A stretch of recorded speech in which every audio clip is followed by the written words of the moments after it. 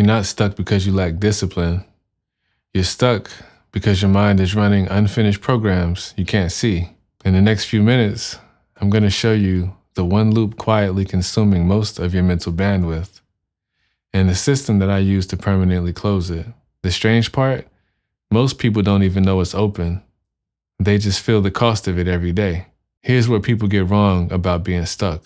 They think the problem is willpower or motivation, or that they haven't found the right strategy yet. So they download another book, they try another routine, they watch another video, like this one. But the breakthrough doesn't always come through. And after a while, they stop trusting themselves.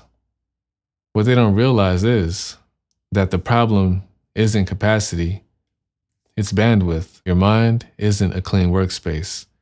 And every unresolved decision, every unfinished promise, abandoned ambition, and unspoken contradiction is a background process running silently, consuming RAM. This is where most people sabotage themselves. Then they try to add more habits, more goals, more discipline into a system that's already 94% load. So nothing sticks and nothing breaks through, because the bottleneck isn't what they're missing, it's what they haven't closed. In psychology, this has a name. It's called the Zeigarnik effect, the brain's tendency to keep trying unfinished tasks until they're resolved. But it goes deeper than tasks. An open loop is an unresolved commitment your mind is still tracking. It can be a project you haven't started and never finished, a version of yourself you promised to become and haven't, a relationship you half engaged with, a dream you suppressed but never grieved. Your conscious mind has moved on, your nervous system has not. And here's what most people miss. Every open loop carries a constant emotional tax. One loop is nothing, 5 is manageable, but by the time you're carrying 30 or 50, the cost isn't tax anymore. It's an entire economy of your attention. You're not exhausted because life is hard. You're exhausted because you're paying rent on rooms in your head you don't even live in anymore. Here's where it gets interesting. When most people try to close loops, they only address the surface layer. The surface layer is the task itself, the unwanted email, the unwritten chapter, the workout you skipped for 3 weeks.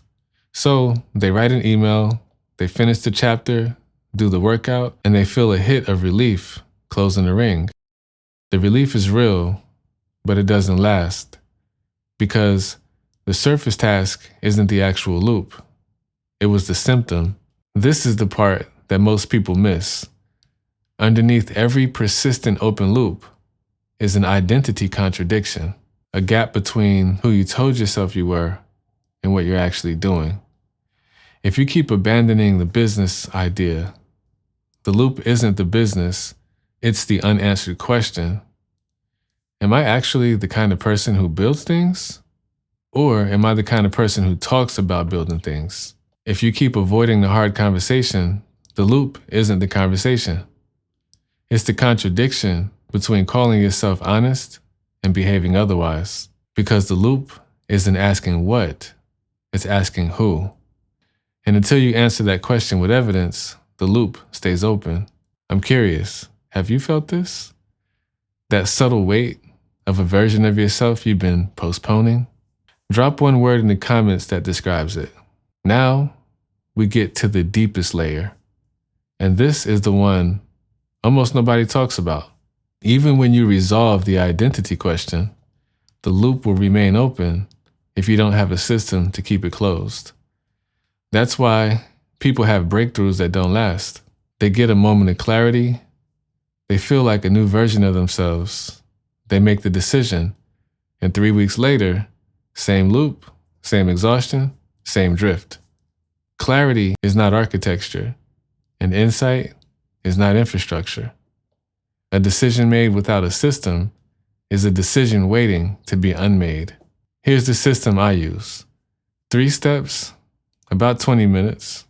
The closest thing I have to an actual reset button for my own bandwidth. Step 1, the audit loop. Open a blank page.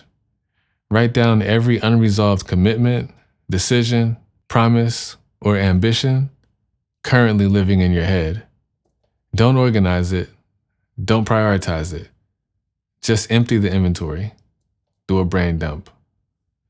Most people are shocked at how long that list actually is. That shock is the diagnosis. Step 2, sorting based on identity. Go through the list and ask one question for each item. What identity is this loop attached to? Not what task, what version of you. You'll start to see patterns. 3 or 4 core identities you're holding on to, often in contradiction. The trying to be an entrepreneur identity, the trying to be a present partner identity, the trying to be an artist identity. The contradictions are the leak. Step 3, the closure decision. For each loop, you make 1 to 3 calls. Close it by completing it. Close it by formally releasing it out loud and on paper. Or build a system that keeps it active without draining you. There is no fourth option. Half open is the most expensive state a loop can exist in. This process, done once a month, has done more for my clarity, performance, and emotional regulation than any productivity stack I've ever tried. Because it doesn't add anything, it subtracts the noise. Here's the thing about breakthroughs. They don't come from pushing harder against the closed door. They come from realizing you've been carrying the door this entire time. Your breakthrough isn't on the other side of more effort. It's on the other side of one closed loop, the one you've been avoiding, because closing it means confronting who you've been telling yourself you are. A lot of people won't admit this. I'm curious, which loop hits hardest? You don't have to be specific, just one word. I read everything. In the next video, I'm going to break down the one unfinished promise that quietly blocks more people from leveling up than any other loop. It's subtle, it's universal, and most people don't even count it as a loop. Until then, close the ring.